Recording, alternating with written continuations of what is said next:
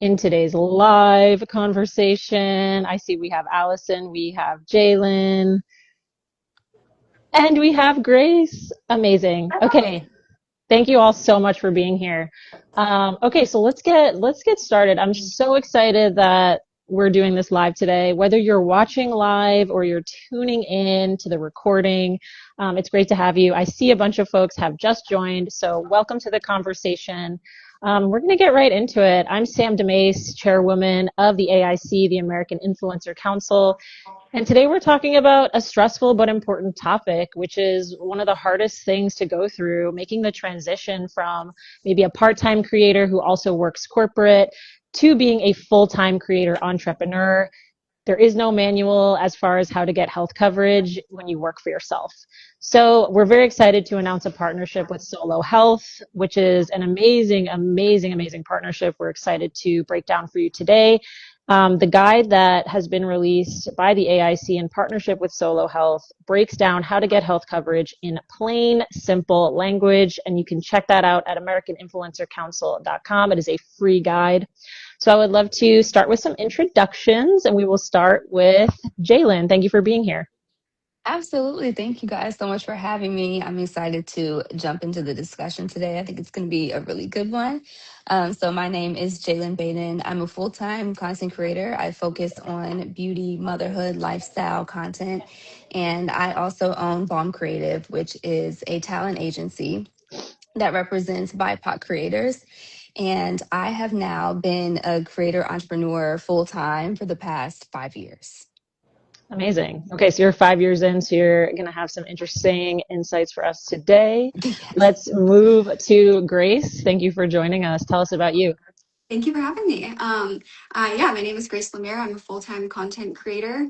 I have been an entrepreneur now for 5 years as well. I previously had a marketing company and then became a full-time content creator earlier this year.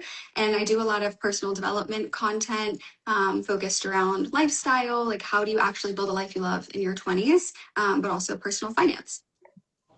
Amazing. Thank you so much for being here. Looking forward to your insights. And Allison from Solo Health, please share a little bit about what you've been doing, and we're excited to have you. Awesome. Hey, everybody. My name is Allison, and I'm from Solo Health. I'm the team lead here. Excuse me. Before I worked in the health coverage space, I worked in the fitness and wellness space. So I'm a wellness enthusiast, and I'm really excited to share with you about Solo Health. We believe that being self-employed shouldn't mean losing access to great health coverage. And so I'm excited to tell everybody more about what we offer. Amazing. Can't wait to hear more. So my first few questions are going to be directed to Jalyn, but if anyone else wants to jump in and add notes, please feel free to do so. So Jalyn, I saw that you're featured in the guide, and the guide is super comprehensive and easy to understand, by the way, but it was great to see your feature. Talk to us about when you made that transition over to full-time content creation.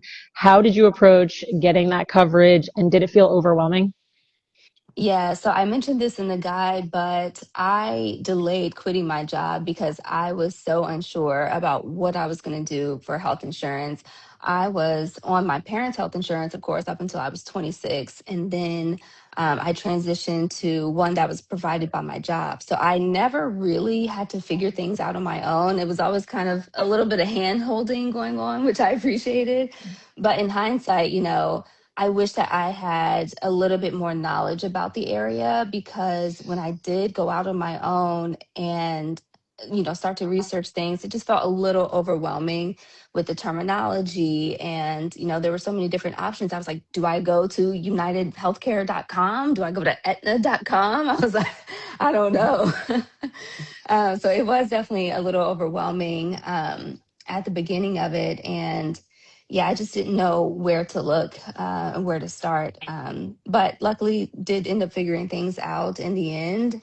Um, and yeah, I have been able to secure health coverage for the entire time that I've been self-employed. Amazing. Was there something you wish you knew earlier about your options being a full-time self-employed creator? Yeah, I think again, I was just so dependent on, my mom's health insurance and then my job's health insurance. I never really had to dig deep and understand the terminology for myself. Like now I have to know like what a co-insurance insurances, deductible, premium, copay, like all these different terms that I wasn't really familiar with. I was kind of just going with the flow a little bit.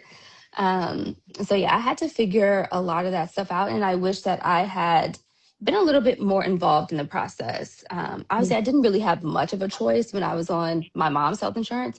But then when I switched over to my job, there were only two options available to us. And I was like, okay, well, I'll pick this one because it sounds good.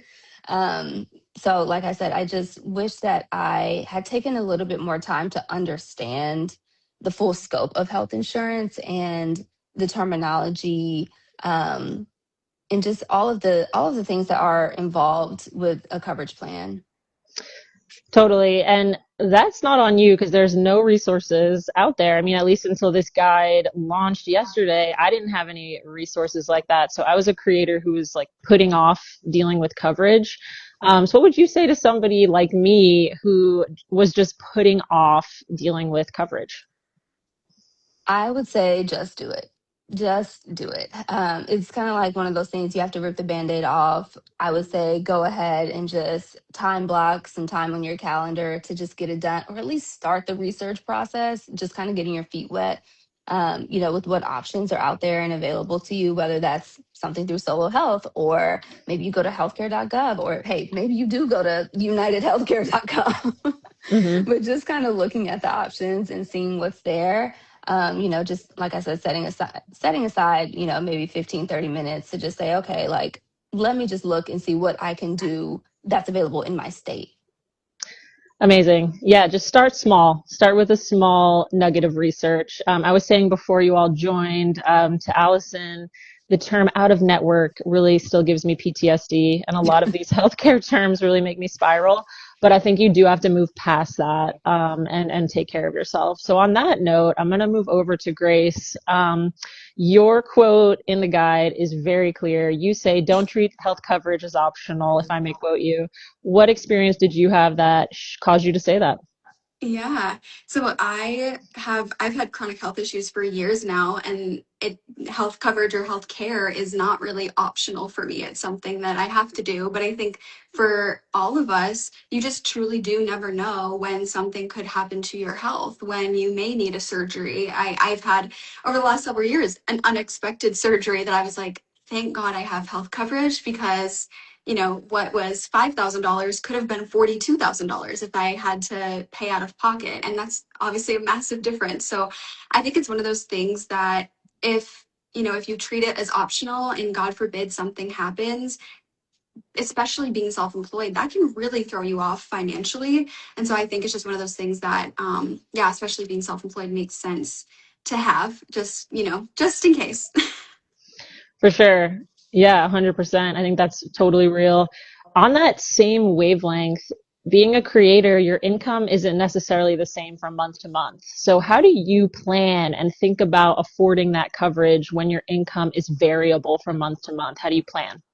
Yeah. So I thought about it kind of in two ways. So I looked at historically the income that I had made over the last couple of years, and I asked myself, what is like the lowest number I've ever generated in revenue in a month? Like what's the floor kind of for what I tend to generate? And of course there will be outliers in that data of a month where, revenue was significantly lower, but I tried to look at what my lowest in revenue was kind of over the course of a couple of years to get an idea what my floor was. And then I looked at the average. What do I typically generate in revenue? If I took my revenue for the year and divided it by 12, what does that average look like, to kind of create like, I typically make between this and this amount. So what amount for health insurance would feel affordable for me within that revenue range? And that gave me some peace of mind that, okay, on my higher income months as a creator, I'm good. This health insurance is a drop in the bucket. And on those really low revenue months that I'm like, whoa, okay, we're hitting the floor. Okay, I'm still good. Like my business will still be fine. I still feel comfortable making that payment. And that's kind of how I thought about affording that coverage. That makes a lot of sense. And it sounds like you did the math and you weren't afraid to look at those numbers because it's such an Yeah. important piece. What surprised you the most when you were shopping for coverage?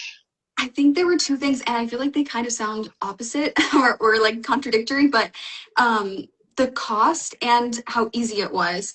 I when I went into getting health insurance, I was coming off of my mom's plan that she had through her work, and my copays were like $10, and I fully expected to go into, the marketplace and find a similar plan, and that's what I was after. And when I found a plan that had, the same, deductible and coinsurance and copays, it was way more than I wanted to spend on a plan, and that was really like shocking to me. I didn't realize what the options were going to look like. So in hindsight, I wish that I started looking at options before I needed to, because you can go in and explore before you need to change plans, what plans may be available to give yourself a better idea of what you may be getting yourself into. So the cost was one thing that surprised me, but also the ease of it. I thought it was going to be like, filling out the FAFSA when you go to college, and it's like the longest process, and you got to split it up over like 6 weeks because you're like, oh my gosh, my brain power can't take this. I thought it was going to be really, really rough, but it was actually quite simple. Like, I felt like it was pretty straightforward. And then when I got to the point of choosing the options, there were definitely things I did not understand. I was like, okay, now I got to Google what is, which deductible makes sense. And based on what I typically spend, what makes sense. But I did feel like once I researched that a little bit, it started to make sense, and I could narrow down my options from there, saying, okay, this type of plan, I don't want a catastrophic plan, so we're gonna, remove those from the search results. Then I don't want this kind of plan, let's remove that. Here's what I'm comfortable paying, we'll sort that down. And eventually it got me to, my 5 options I could choose from, or however many were there. And so I found it to be easy in that sense. Like, there were still some challenges, but it was easier than I, blew it up in my brain to be. I like that you did some process of elimination, because there are so many choices. So you can then say, well, I know that these types of plans are not for me, will not serve me given my health situation. So then you can sort of like go from there. I think that's a great way to approach it, actually. Okay, Yeah. so that is great insight. I want to talk to Allison from Solo Health. So I would love to have you share with us, for creators who maybe have never heard of Solo Health, what is it and who is it built for?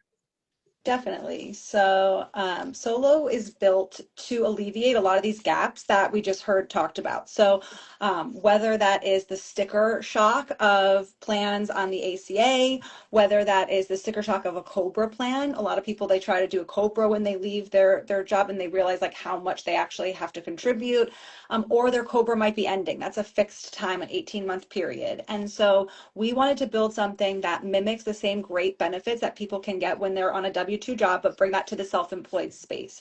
So we are a health plan that is a nationwide PPO health plan. So what you mentioned about out of network giving you PTSD, you wouldn't have to worry about that on our plan, because you can see any doctor of your choice. You can have both in and out of network benefits.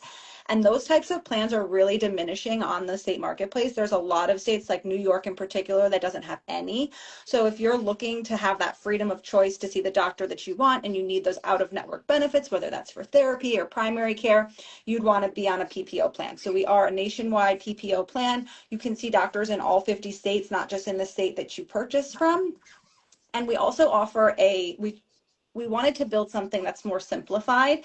When you guys were talking about like the terminology, deductible and out-of-pocket maximum and co-insurance. Like, sometimes I feel like I have to be doing math equations to figure out what I'm ultimately on the hook for. And for a business owner, that's a big deal, because you need to know what ultimately your business is liable for in a given year. So we made a very simplified plan structure where we have 3 different deductibles. And a deductible is the amount that you pay before the plan begins to pay. But on Solo, once you meet that threshold, the plan pays 100% for the rest of the year. So as a business owner, you can choose what your overall liability is. We have 2,500, 5,000 and 10,000. Once that threshold is met, then the plan is going to pay 100%. And then 2 of those are also HSA eligible, which can give you even more tax benefits as a self-employed person. That's amazing, and really does feel like a breath of fresh air, game-changing option. I'm located in New York, in Brooklyn, and when I was shopping the New York marketplace, it's a nightmare. It really is. So hearing that, what you offer with Solo Health, it really is so simplified. So it's amazing. Going along from there, I think open enrollment is something that stresses a lot of people out. I know for me, when I was working corporate, there was only basically a very short 2-week window where I could enroll in coverage. It's like, Mercury has to be in retrograde. It has to be Yeah. November 1st through November 15th. Like there's these very specific parameters in which you can enroll. So how does that work with Solo Health for somebody who's a full-time creator, business owner? Definitely. So we do not have an open enrollment fixed window. We actually can put people on plan month to month. Coverage does always begin on the first of the month, but we don't have an open enrollment window. We are what's considered a captive model. So you're actually establishing a plan through your business. So you use your business EIN to join the captive of other businesses who all then get access to this health plan. So we do not have the same stringent rules as the marketplace in terms of open enrollment or qualifying life event or anything like that. You're able to establish the plan for your business through your EIN at any time. You can also cancel at any time. So you're not locked in for the year. You're not, on the hook with us. If you decide to go in a different direction, you can always cancel as well. That's amazing. Love to hear that, because I feel like that open enrollment window is one of the things that shuts people down in the process and makes you want to stop looking entirely and sort of just close the door and take a nap forever. Or at least that was me. So what should a creator have ready in terms of documentation if they do want to explore starting a plan with Solo Health today? Definitely. And just to touch on that, even if you do not want to establish a plan with Solo Health, our goal is to really be that support system for self-employed people.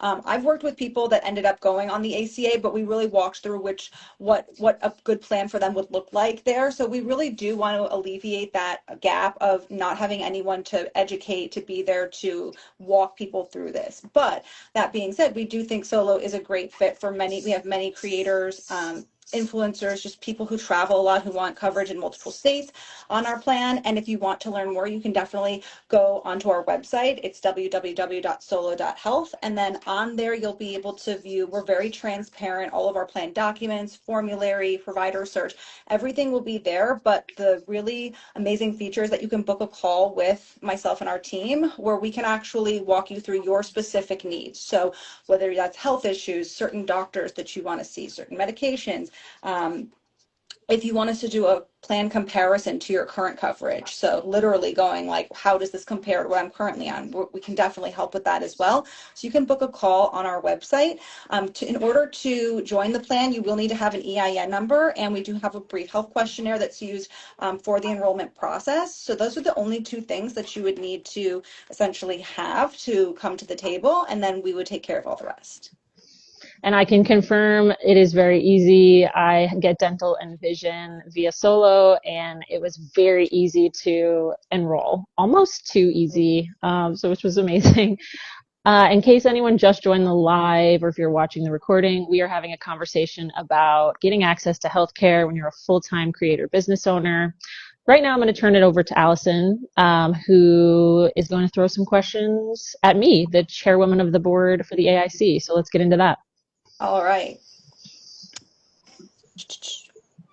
Sam, as AIC board chairwoman and longtime advocate for workers, why did the AIC decide that health coverage needed its own guide built specifically for creators?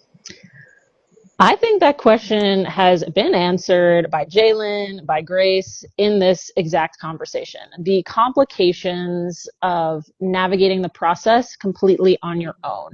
When you have a traditional job, like you work corporate, which I used to, which I'm sure several of us on this live used to or do now, HR walks you through that process. HR gives you a packet. HR, runs you through your options. You probably sit for a webinar where you learn about plan A, plan B, plan C, platinum, gold, or silver. So we don't get any of that as full-time creators. We don't get that type of support. We don't get a packet of information. Until now, the AIC putting together this guide, which is super comprehensive, easy to understand. This is game changing for creators. So we really needed something for creators to go to, one document where you can say, great, I have all my information at hand. I have all my information here. This answers any questions that I might have had. And I can go from there and click a few buttons and get my healthcare, whether that's through Solo Health or however I'm getting my healthcare.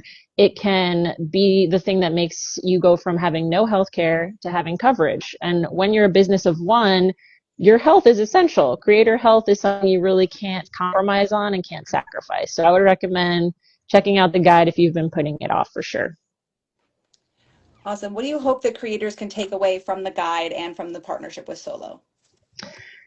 For sure. I think a couple of things. I think you don't need to be some sort of expert to understand your options. It's very, very simple. The guide walks you through marketplace, tax credits, savings accounts, deductions. So kind of all the things that seem scary and overwhelming.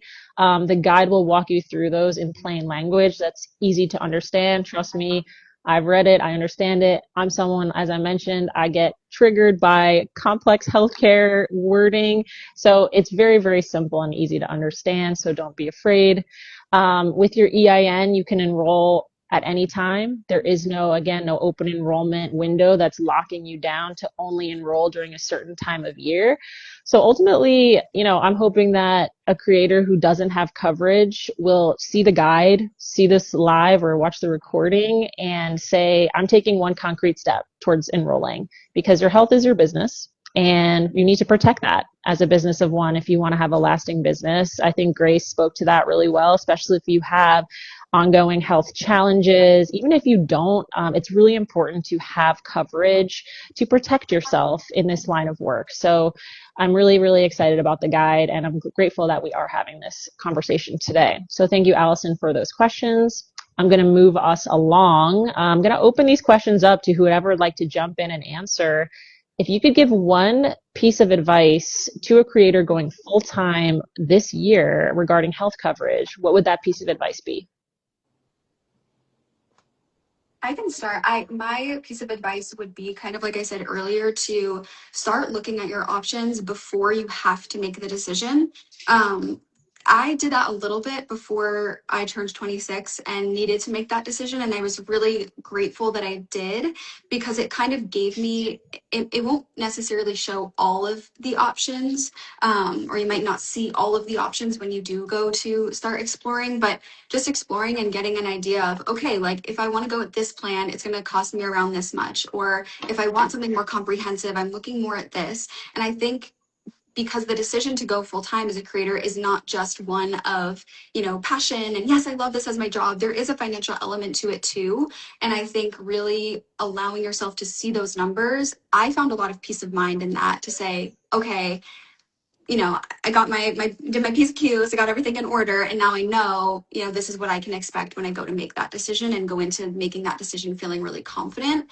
And yeah, just kind of crossing my T's and dotting my I's. I think explore those options before you have to make the decision.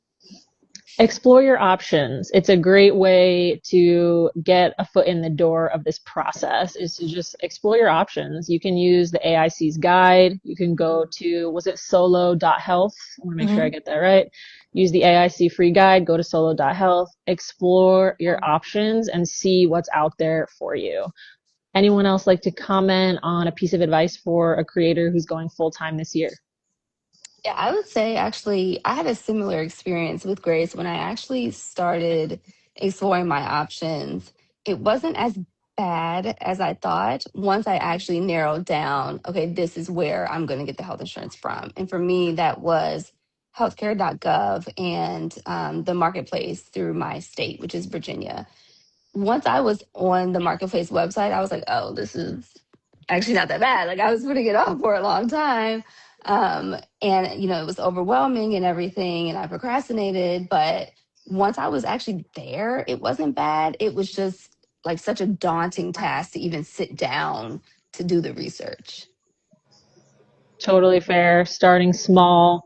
I think people can feel overwhelmed by the process. So I think just starting small, looking at what your options are, looking at your state's marketplace can be a great way to just get the process started. And then I have a feeling once folks look at their state's marketplace, looking at Solo Health feels very refreshing, because sometimes with these state marketplaces, I know my head was spinning from some of those numbers.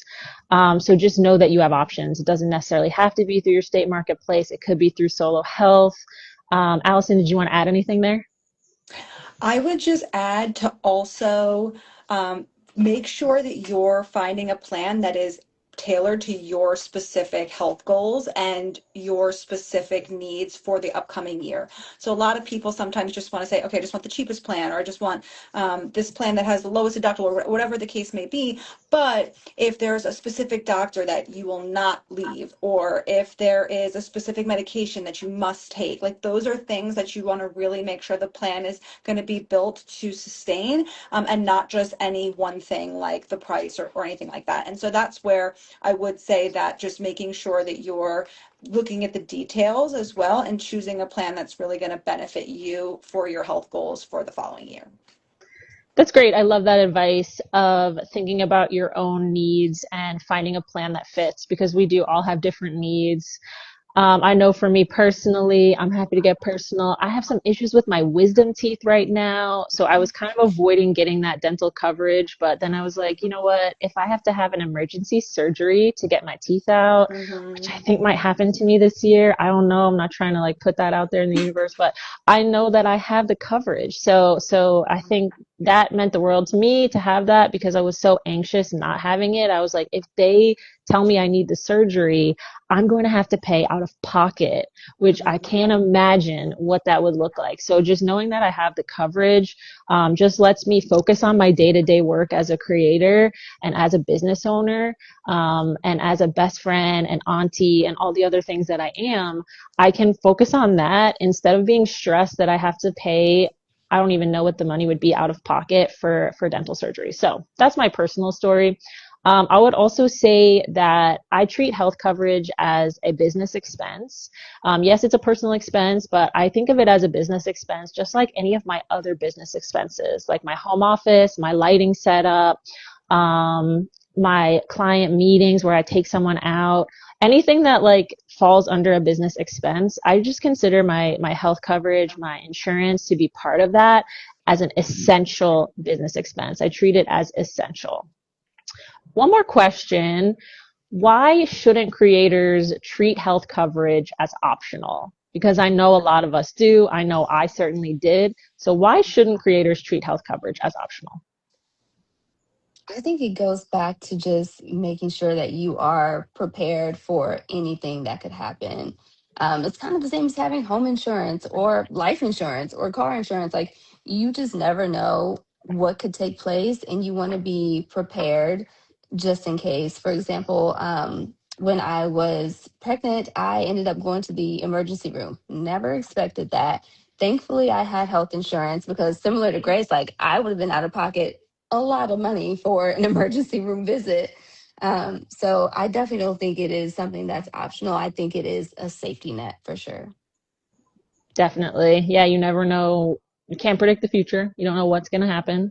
So when you have the coverage, it's there when you need it, and you never know when it is that you're going to need it. Did anyone else want to add to that? Yeah, I'll add something just on that for creators specifically. You're building a personal brand. Your brand is you. And if you go down, you know, and you're not able to post, obviously your health takes precedent always. But knowing that your personal brand and your ability to show up online is directly tied to your ability to generate revenue, I think that would be an extremely tricky place to be thinking about. I had a surgery a month ago, just a simple sinus surgery. And that's the one I referenced that was $5,600 with my insurance. And it would have been, I said, I asked, what would it be if I self-paid? Would it be cheaper? Sometimes they have discounts. It would have been $42,000. If I needed surgery and then, because I'm struggling to breathe, and then I'm paying 42,000. Now I'm out $42,000 and I'm down for the count healing from surgery for a couple of weeks. Now that's a really, really stressful position to be in, because I'm in charge of generating that revenue. I'm the face of the brand that has to bring in the revenue. And now I'm out 42 grand and I'm down recovering from something, and it was something small, something I was only out for a little bit. I can't imagine if it were something bigger. So I think that as a creator or any solo run business where you're the one really driving the revenue, you're the face of the brand, having that health insurance, like Jalyn said, is really having that safety net. That is a great point. The differential there between the $42,000 bill and the $5,600 bill, like that is wild. And it's something that, we hope doesn't happen, but you sometimes you need that. And to your point, if you're down for the count, you're losing money there because you're not able to post, you're not able to do your usual work. So it kind of hits you from both sides. So spending that money monthly up front to cover you is worth it in those cases. And it also is just like a big alleviator of anxiety, I know for me personally. So thank you for sharing that example. Allison? Yeah, I think what everyone just touched on, definitely those unplanned. I mean, I've had people who call and say, I had to go to the emergency room over the weekend. Can we like backdate the insurance? And, the answer is no to that. But the unplanned things, but also one thing I do want to touch on that is one of the benefits of having insurance in general is just the preventative services. So, in addition to having protection from the large things, there are also things that are considered free at no cost to you when you have insurance, when you have health coverage that are considered the ACA preventative services that are going to help detect things before it turns into a major problem. So, things like for women, mammograms, women's well visits, for everybody. Annual wellness exam, children's wellness exams. Those are the types of screenings and things that you would be at no cost to you if you have health coverage. Whereas if you're not insured, then you would be just paying out of pocket for those preventative services. And sometimes if you're paying out of pocket, you're just not going to do them. And then those are the things that are really going to catch things before something serious happens. So that's just another benefit of having coverage. Those are really great points about the preventative care piece. Yeah, I think what you said really resonates. And I think we've all had that moment where hindsight is 2020. So if something bad happens and you're like, I wish I could just backdate this coverage, just get the coverage now so that way you don't have to be worried that if something happens, you have that thought like, I almost got the coverage and then I didn't. It's almost like I teach negotiation as part of my business, and I always say like, yeah, take regret off the table. Always ask for what you're worth because it takes regret off the table. So get your coverage now and take regret off the table. If you're somebody who is regret anxious, like I know I am, take it off the table and take care of it. Does anyone have questions in the chat, or I don't see any questions preloaded into the question function of the live, but if anybody who's watching now does have a question they want to ask creators or ask Allison of Solo Health, now is a good time to jump in with a question. I have a question. What happens when you have to like submit a claim? Let's say, is there a claims process with Solo Health? What does that look like? Yeah, so if you're going in network, well, it really depends on the provider, but the short answer is the providers should be submitting the claims. You go to the doctor, you don't pay anything up front, they submit a claim and you get a bill later for your patient responsibility. But for our folks that are receiving out of network benefits, so for example, they're going to a therapist that doesn't take insurance and so they pay out of pocket, they can self-submit those claims. We have a really great concierge team. That's the other thing I didn't touch on, but just real quick, we have a really amazing team that is there to take the heavy lifting off of the plates of our members. So whether that's help submitting a claim, help reading an explanation of benefits, because that's a whole nother, knowing the terminology and then being able to read an explanation of benefits is another animal in and of itself. So we have a really great team that's there to help with that. And so to answer your question, yes, you can submit a claim on your own if you need to, and we can definitely help you with that. That's amazing. I love the concierge aspect. I think that's huge for folks when they have questions, just knowing that there's a resource they can go to easily. I know it's so frustrating when you feel like you can't reach a person these days, so I love that. I'm also wondering and thinking, how long does it take to get signed up? Is there a time on that, or does it just take, it depends on the person or depends on the coverage you need? Yeah, I mean, if you self-enroll, it could take 5 minutes. If you know what you want, you don't have any questions, you do all your research on the website, or we have a really great chat bot. Definitely, you could do it in 5 minutes. As long as you have that EIN number, you go through, you choose your deductible, you sign the plan documents, you enter your payment information. And one thing that is really cool about our process is that even though you enter your payment information at checkout, we don't draw the payment until the plan becomes active. So as someone who always wants to know when a large amount of money is leaving my bank account, I always let people know that if you ordered on July 4th for August 1st, you're not going to see that payment drawn until August 1st. So that's just something to keep in mind as you're looking at the website. But if you wanted to have a call, we're happy to do that as well. So it could take anywhere from 5 minutes to a couple days, depending on how much you want to research, whether that's calling your doctors or looking at in-network options. But it can take as quick as 5-10 minutes. Okay, that's great to know. And then just one final question about that. If I have doctors that I'm already, I want to make sure I can keep those doctors. Let's say I have a plan already and I know my doctors are covered. How can I check and make sure that my doctors are covered within Solo Health? Yeah, so we have a provider search on our website. The network that our plan uses is called PHCS. It stands for Private Healthcare Systems. It is widely accepted throughout all 50 states. You can look at our provider search, or you could actually just look at your provider's website, like on their list of accepted insurance, or you could call them and ask if they accept PHCS. And then if the answer is no, you would still have the option to continue to see them as an out-of-network benefit. And we could just walk you through what that would look like in terms of like submitting claims like we just talked about. Okay, amazing. All right, I'm gonna wrap us up. Thank you so much for tuning in if you tuned in live or if you're watching the recording. We hope you learned something valuable today. I believe that just having these conversations demystifies and destigmatizes the fear of getting healthcare. So I want to thank all of you for sharing your genuine experiences. I want to thank Allison for being here from Solo Health and showing us what our options can look like in a simplified world. Thank you for joining us at the American Influencer Council. Thank you to Jalyn, to Grace, to Allison for sharing great insights today. The Self-Employed Creator's Guide to Health Coverage is free and is available at AmericanInfluencerCouncil.com to download and explore it. Our preferred partner is Solo Health, so thank you again to Allison for sharing today. And go and get your coverage. Get out there and get your coverage. Let this be your sign. Let this be your motivation. And thank you all. Have a great rest of your day. Take care. All right, It was thank great you. hearing from you. Thank you. Thank you. Bye. Bye. Bye.